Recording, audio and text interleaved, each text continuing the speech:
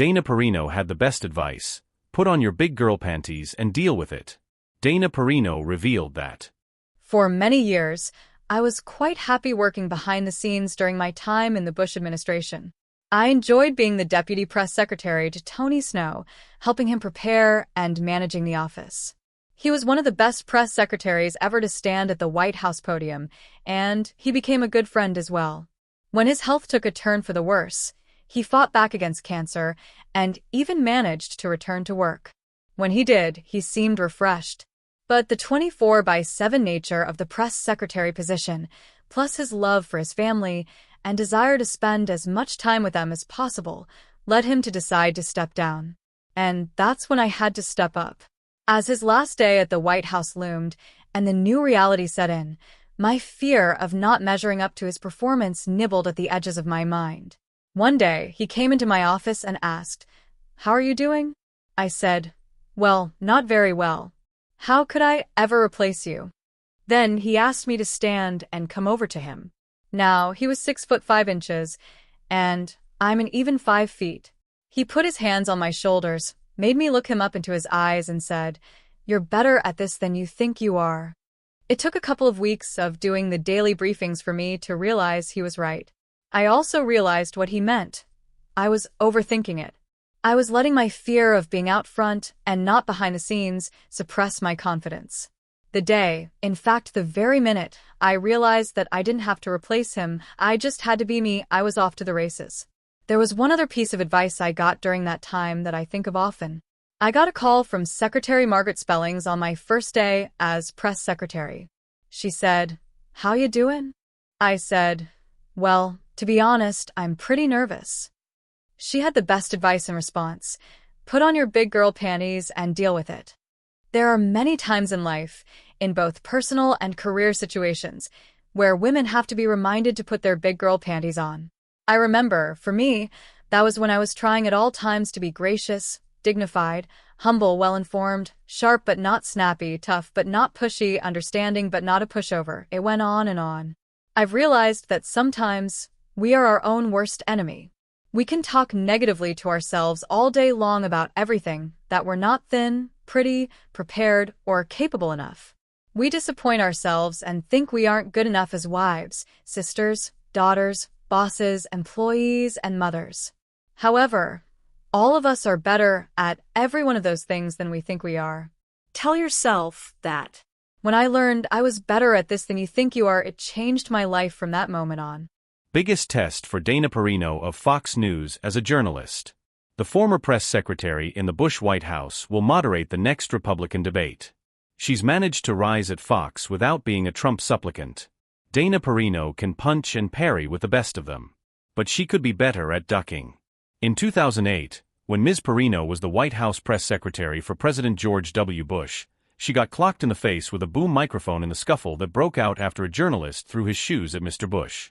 "I had a black eye for 6 weeks," Ms. Perino, now an anchor for Fox News, said in an interview last week from her sun-dappled Upper West Side apartment. That kind of fracas, and the nearly 2 years she spent taking questions from reporters in the White House briefing room, may be good preparation for her next act, moderating the Republican presidential debate on Wednesday in Simi Valley, California. It will be the biggest moment for Ms. Perino at Fox News since she began co-hosting The Five in 2011. Not known for being as provocative or partisan as many of her colleagues behind the desk, Ms. Perino, 51, has spent a good part of the last decade trying to thrive as a Bush Republican working for a network where loyalty to former President Donald J. Trump is often the ticket to high ratings and the career advancement that accompanies them.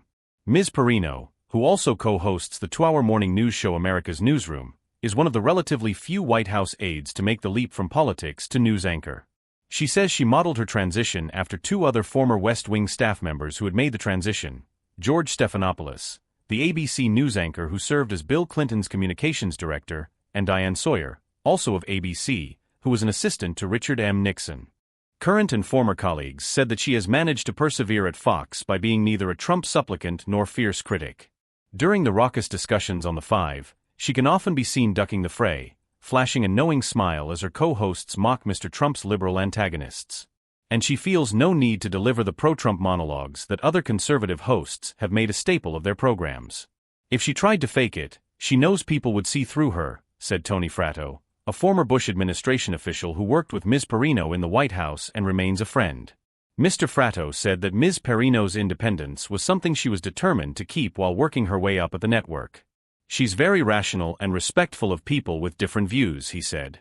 Ms. Perino is one of the few Fox anchors to have never interviewed Mr. Trump. And she doesn't appear especially eager to do so. When Dominion Voting Systems sued Fox News over its promotion of conspiracy theories relating to Mr. Trump's loss in 2020, some of Ms. Perino's texts with her colleagues became public, revealing how little she thought of the former president and his claims that extensive voter fraud cost him the election. She said as much on air as well and told Mr. Fratto, who was representing Dominion at the time, in one text exchange how she was being threatened. "The MAGA people are crushing me for it," she wrote, "and I even have death threats now." Asked last week whether she would prefer it if Mr. Trump participated in this week's debate, he will skip it, as he did the debate last month in Milwaukee. Ms. Perino wasn't exactly brimming with enthusiasm. Sure, she said. If she were advising Mr. Trump, she said, she would encourage him to go. But she also said she believed his absence presents his rivals with opportunities to break out in ways that have eluded them so far. She said she believed that the last debate, which was hosted by her Fox News colleagues Brett Baier and Martha MacCallum, was not particularly successful for the candidates because they spent so much time interrupting each other. The candidates made a decision to break the rules and to talk over each other, she said.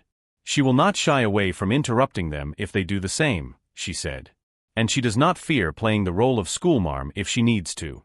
Her co-moderator in the debate, Stuart Varney of Fox Business, is no shrinking violet either. "I'm happy to be that," she said, adding that she hopes that isn't necessary. "I think that for them, they should not want that either, right, because it didn't help them."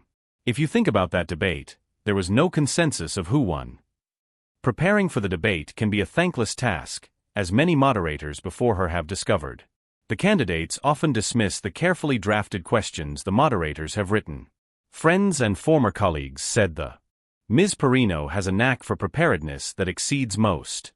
When she would prepare President Bush for press conferences, "You'd go through the anticipated questions," said Ed Gillespie, who served as counselor to the president during Mr. Bush's second term. A question would come, and it would be one that Dana said would come. And then there would be another that Dana said would come. And a third. And every single question would be one that Dana said would come. Her Fox colleague Greg Gutfeld, a fellow host on The Five, said he pokes fun at her for how she comes to the show armed with a notebook full of ideas based on the news articles that are driving the day.